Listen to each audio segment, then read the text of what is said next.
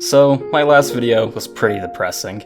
I discussed a game that was about depression and suicide, and I most likely dampened a lot of moods. So, I decided that there's only one way to turn those frowns upside down, and that is to present to you something that I feel like could universally be considered hecking cute. A Hat in Time.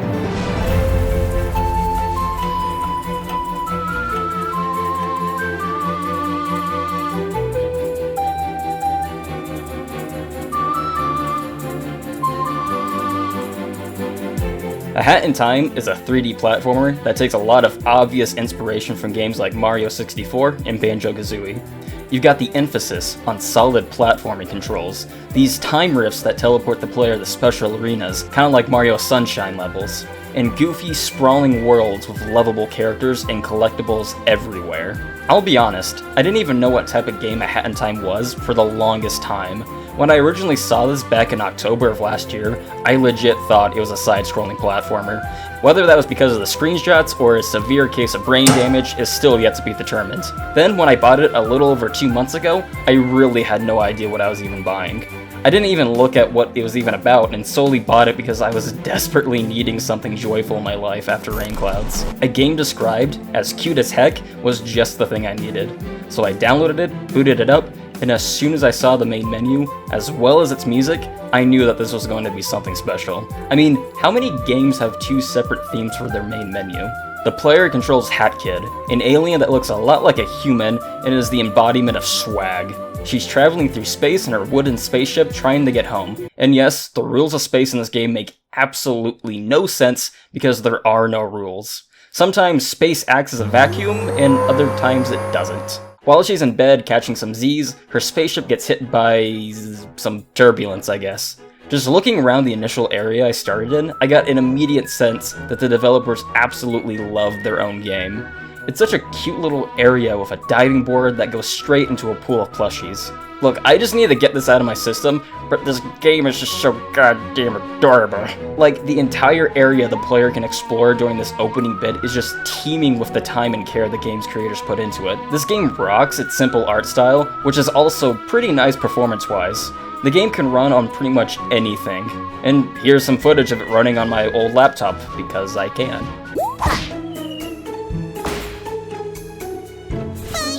So Hat Kid does some inventory on her fuel source known as timepieces, when suddenly she hears the Space Mafia knocking on her window. Apparently there's a toll that Hat Kid has to pay to get by, but being the non-caring girl that she is, she just closes the window on him. Mafia, however, does not take this lightly, and punches straight through the window, sucking everything out of the ship. Except the Roomba, I guess. But why didn't that happen before, when the window was...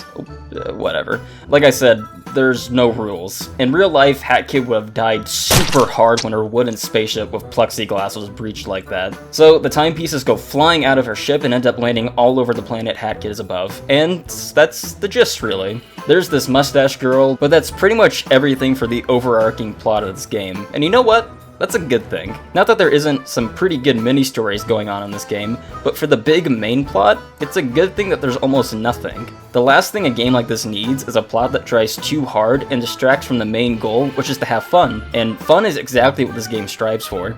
A Hat in Time brings together all of the best elements from Mario and Banjo-Kazooie, but it also has a lot of unique DNA as well. Let's start with the movement. The first thing that struck me was how honestly surprised I was to play a platformer that controlled flawlessly with a keyboard and mouse. This is the first platformer I've ever been able to do start from finish without a controller, and I'm so happy for that. Not Yooka-Laylee, here's bare bones PC controls crap. On release, that game didn't even have keyboard prompts, and it was originally a PC exclusive, like what the f***? Now, if you've played a decent amount of Mario, like I have, then you'll instantly be at home with how easy Hat Kid is to control. But she does have a couple of unique tricks. She can do a double jump and is able to do a slide, and if the slide is exited out at the correct time, then Hat Kid gets a little speed boost. I find myself sliding all over the place as like a little challenge, like when I'm exploring a world, just to see if I can keep hitting that sweet spot over and over again because it's oddly really fun to do. Overall, I'm pretty pleased with how solid Hat Kid is to control. Looking up old footage for the game, I can see that the gameplay hasn't changed too much since its alpha, and it seems like the devs took some advice from what Miyamoto said when talking about designing Mario 64.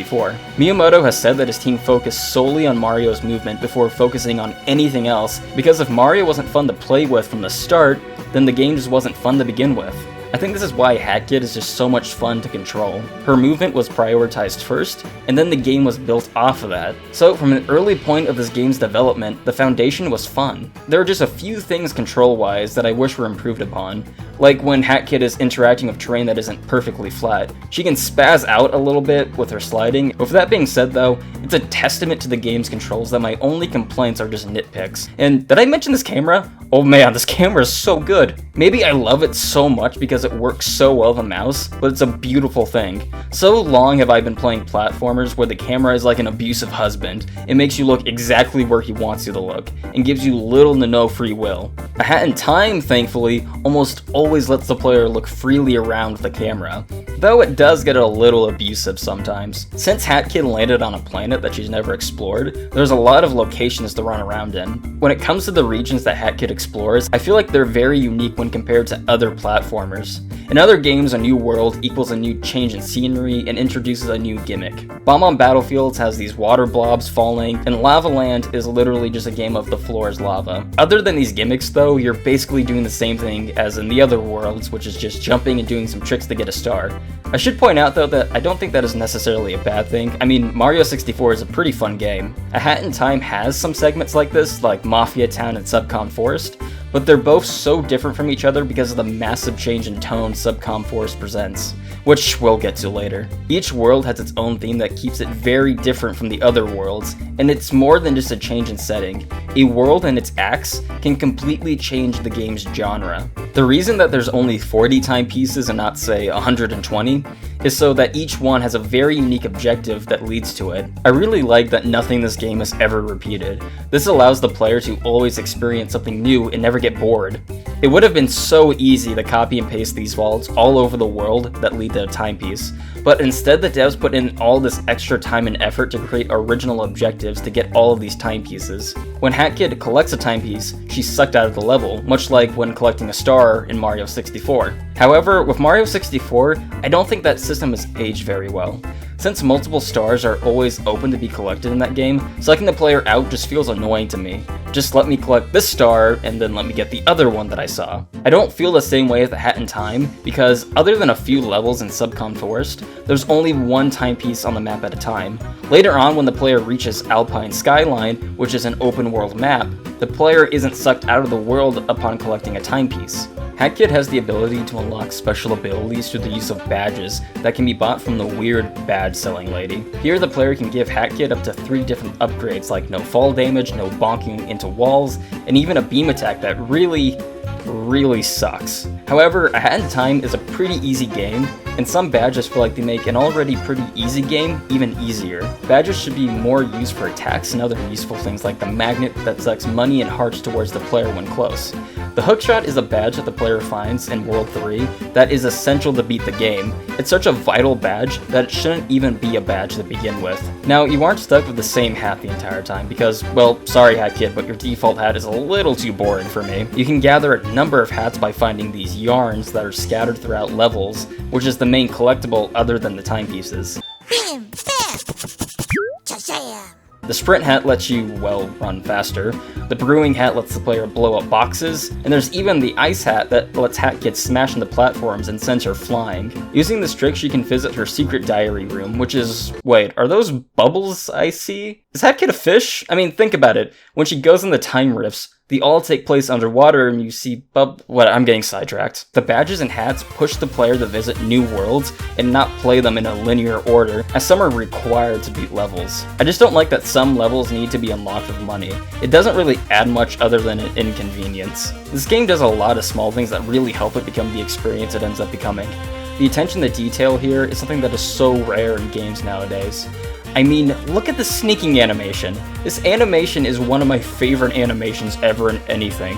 I love every single animator who worked on this game. This animation is just so goddamn cute and adorable. When I said Hat Kid is the embodiment of swag, I meant it. How many games can you name that have a dedicated dabbing button?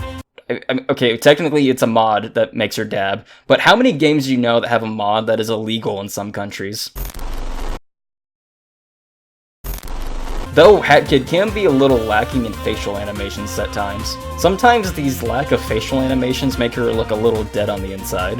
This game is definitely going for a young audience, but it also realizes that a lot of people buying this are adults, and because of that it has some surprisingly mature content for them. Like a lot of kid cartoons, there's a lot of stuff for the older crowd that's hidden behind the dialogue. Yeah, I don't mind. Once when I was 7 years old, I sat on a banana, and of course that changed my life.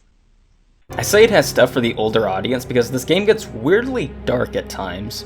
It all started with simple things that had me honestly question its E rating. Like, I'm no Christ-centered gamer by any means, but there are some things that I don't think would get past the likes of Nintendo if they were making this. And Nintendo has made some really weird stuff in the past. There's an entire room in Mafia Town that is covered in real blood. Then there's this murder that turns out to be fake, but when you don't know that looks like a super dead owl lying in a pool of its own blood. And Mustache Girl is a freaking sociopath, with her talking about murdering the Mafia and putting the remains in jars. We smash them together into mush and put their remains in a jar. Then we sell the jar for pocket money. That'll be the ultimate salt in the wound. Imagine real quick if at the end of a Mario game, Bowser pulled out a knife and tried to stab Mario to death. Well, that happens in this game. Pretty much the entirety of Subcon Forest is a major mood change from the rest of the game. You got Snatcher, who takes your soul and has you sign contracts to do his dirty work. His first task has you taking care of some firefoxes who actually want you to burn them. To do this, Hat Kid needs to take some paintings that have living people in them and burn them in the fire. Like, that's super dark, man. The cute sounding "come with me" does not help at all. Then you got the nooses all over the place, and some even have victims squirming in them. When Hat Kid hooks onto one of them, they have some very interesting things to say. I wouldn't mind being strapped around a cute neck like yours. Stranger danger, stranger danger! I would be honored to be the one who squeezes the life out of you. Even with all this said though, I never felt like the game was fooling me. Nothing was so insanely out of place that it made me thonk.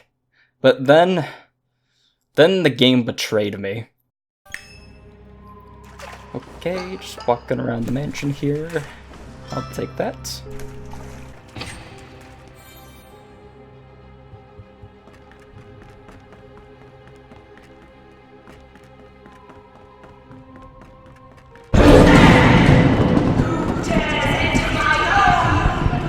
No. No, not again. Not again.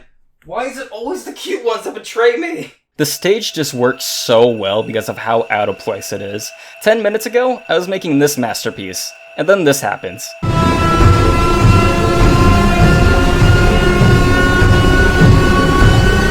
Subverting expectations is what really sets this game apart from other platformers. Like, a platformer with good voice acting?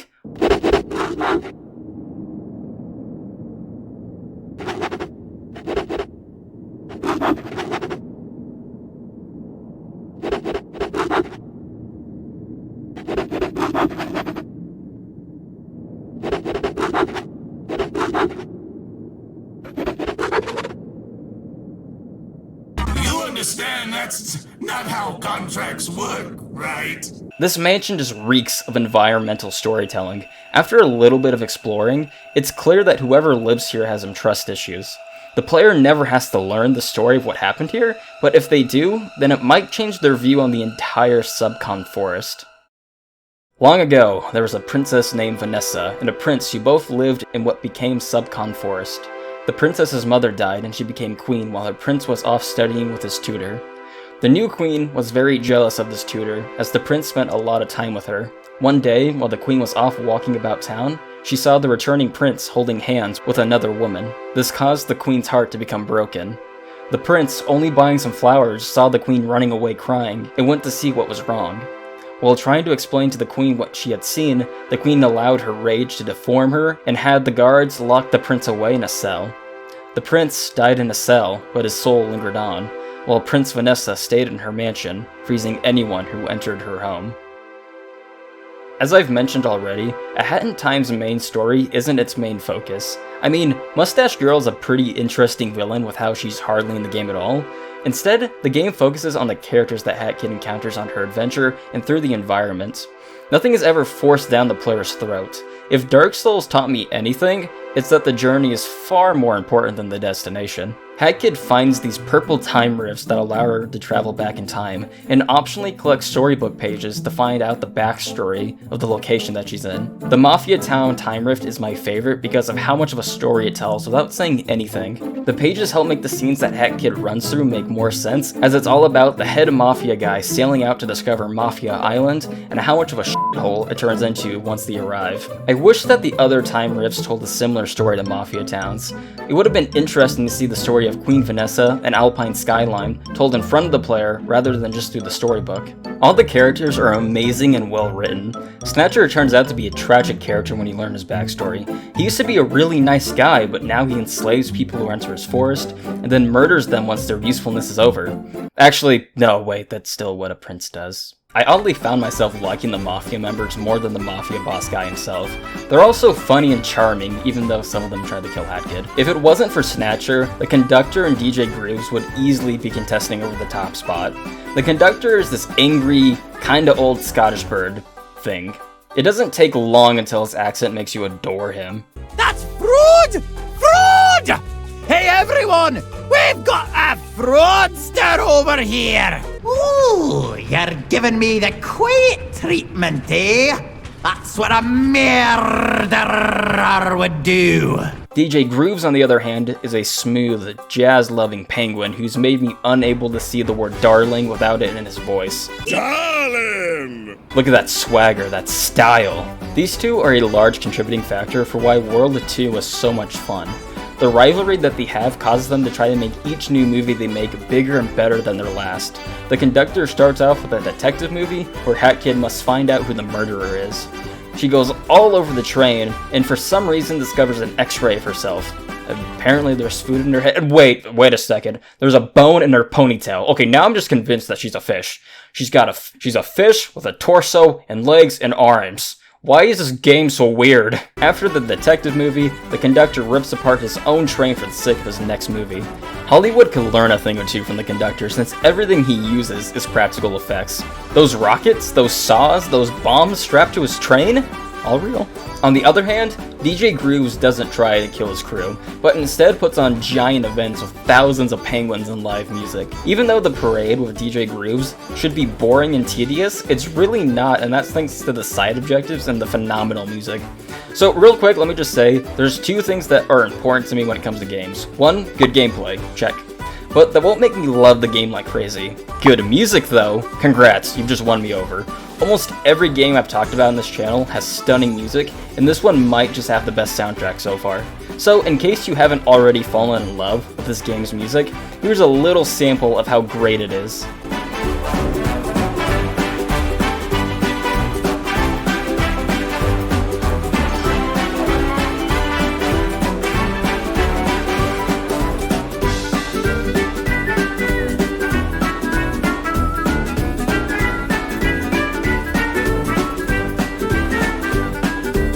Everything is just so lighthearted in this movie-making chapter that it would be really hard not to have a smile the entire way through. Well, at least until the end. At the end, either the Conductor or DJ Grooves try to kill Hat Kid over a timepiece. They even have a little chat with her to see if they can try to convince her to let them keep the timepiece. Now, I can understand if you feel they belong to ye. I get it. But did you know? I can rewind time. With one timepiece, I can reclaim the trophy that belongs to me. That's right! The loss of Award 42! To sum everything up, the characters and the world that they inhabit bring these places to life. Here we go! Wait, do you mind, mate? Like, well, it seems like it's time to talk about the game's ending because Miss Mustache over here is being impatient.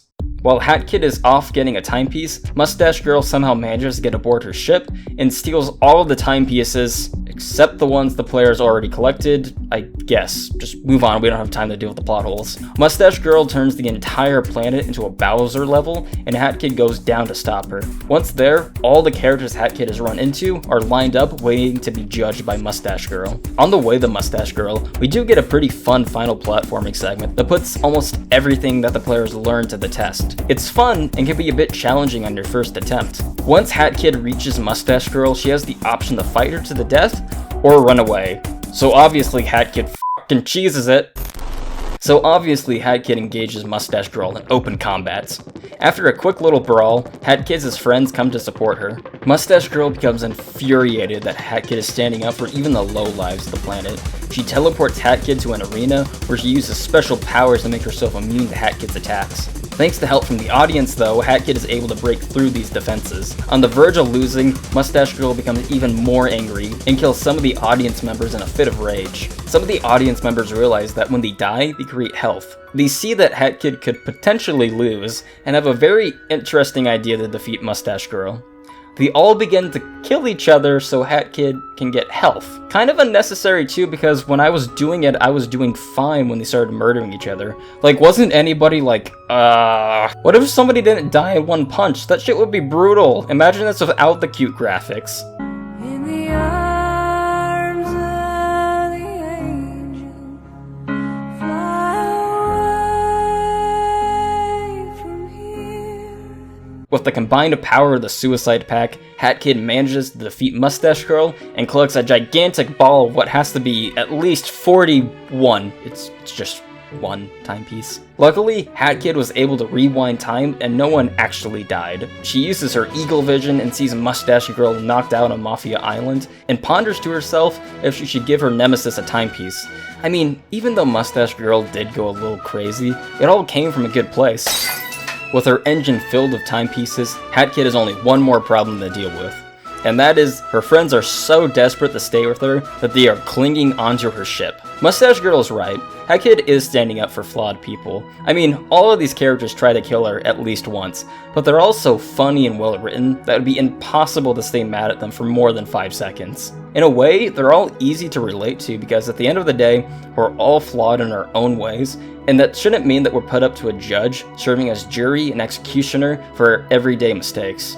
Nobody's perfect. Except Hat Kid apparently, but she's not human so that doesn't count. Hat Kid wants to go home though, so she picks up the nearest broom and brushes them off her ship. She plumps down her seat and feels sad that she won't see any of her new friends for a long time, or maybe even never again. She cranks her ship to light speed and zooms off as her friends watch her speed off into space. 2017 was a magical surprise for platformers. We got A Hat in Time, and we got Mario Odyssey. Honestly, if Odyssey hadn't come out last year, I'd be telling Nintendo to be taking notes, but we got 2 amazing platformers, so I'm pretty happy. Not only that, but these platformers really gave me my favorite music of the year. There's a certain type of magic and joy that goes into these type of games that gives me the impression that the developers had a lot of fun and creativity while making them. You don't get Deadbird Studios of businessmen in suit and ties trying to think of something cute and adorable. Even EA gets that with Plants vs. Zombies. A Hat in Time was made by the community, for the community. It only exists in the way that we know it because of the successful Kickstarter that it got, and the devs have done so much to repay the community that funded them, openly supporting mods, and eventually adding a co-op mode inspired by these Mario 64 mods. Co-op will let the game breathe a second breath of life, with friends jumping around and calling each other necks. This game was made by a team of devs who I wouldn't be surprised if they grew up playing games during the N64 and GameCube era. You've got your obvious late 90s, early 2000s platformer gameplay, with collectibles, a badge that makes all the characters talking gibberish, and a soundbite that sounds like a lawsuit waiting to happen.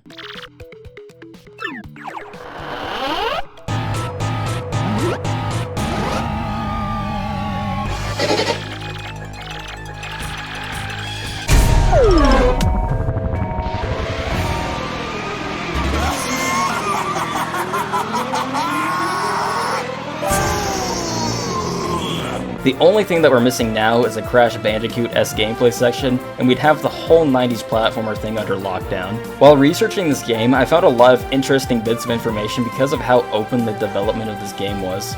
Backers on Kickstarter got alpha and beta builds that on the surface looks a lot like what we have now, but after you watch it for a bit, it becomes clear that A Hat in Time Alpha and Beta were very different games than what we got. Originally, Queen Vanessa's mansion had a 3rd floor to explore that involved Snatcher appearing as a shadow version of Hat Kid. I really would have liked that this section could have worked because that 2D Snatcher looks really cool, but I agree with the devs when they say that the puzzle just doesn't look very fun. Then comes the most odd thing. Earlier, I praised the game for not focusing very much on its main story, and instead on the adventure. Well, let me introduce you to Hat's woman? Once someone beat the alpha, he could control Hatwoman for a little while.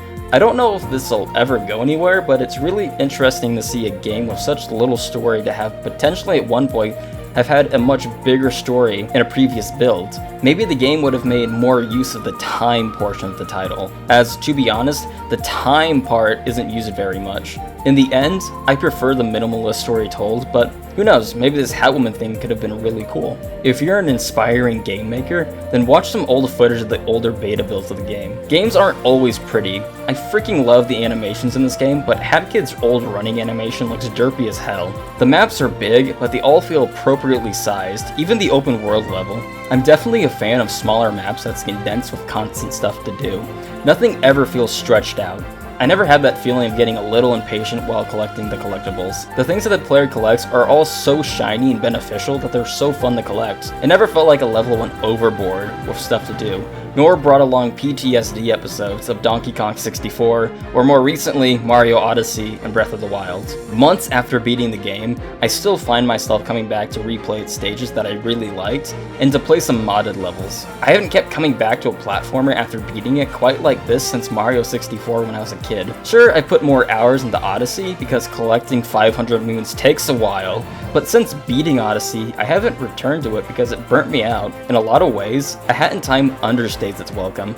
I want more of it because the 10 hours of it that I got was really good. While the game may not be perfect on the technical side, and weird things can happen from time to time, it rarely got in the way of me enjoying the game. This game is just such a giant ball of fun, and it might just be one of my favorite platformers. So, Gears for breakfast, thank you so much for making this wonderful experience for all of us to enjoy.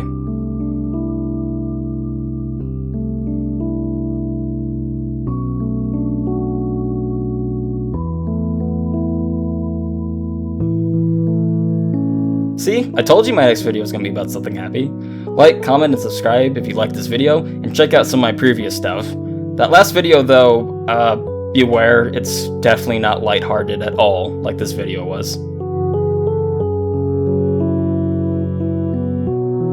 Yeah, the last get lost.